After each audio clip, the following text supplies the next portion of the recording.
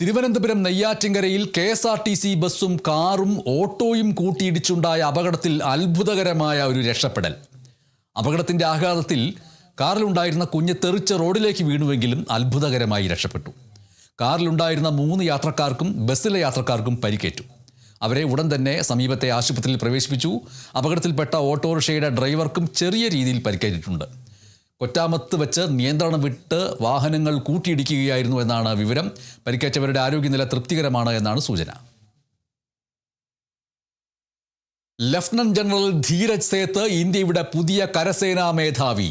നിലവിൽ അദ്ദേഹം കരസേനാ ഉപമേധാവിയാണ്. കരസേനാ മേധാവി ജനറൽ ഉപേന്ദ്ര ദ്വിവേദി വിരമിക്കുന്ന ജൂൺ 30-ന് ധീരജ് സേത്ത് ചുമതലയേൽക്കും.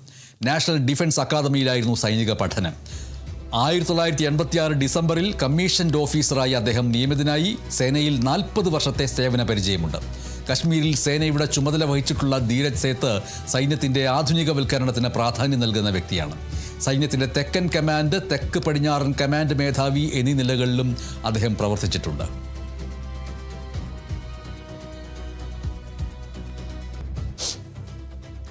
കണ്ണൂർ പിലാത്തറയിൽ മഹാരാഷ്ട്ര സ്വദേശിയായ സ്വർണ്ണ വ്യാപാരിയെയും കുടുംബത്തെയും ആക്രമിച്ച് 55 ലക്ഷം രൂപയും സ്വർണവും കവർന്ന കേസിൽ ഒരാൾ അറസ്റ്റിലായി. കണ്ണൂർ അഞ്ചാംപേടിക സ്വദേശി സനു സന്തോഷാണ് പിടിയിലായത്. 45-കാരനായ സനുവിനെ കാസർഗോഡ് ഉപ്പളയിൽ നിന്നാണ് പോലീസ് പിടികൂടിയത്. പ്രതികൾ സഞ്ചരിച്ച 2 വാഹനങ്ങളും കസ്റ്റഡിയിലെടുത്തു. മറ്റ് പ്രതികൾക്കായി പോലീസ് തെരച്ചിൽ തുടരുകയാണ്.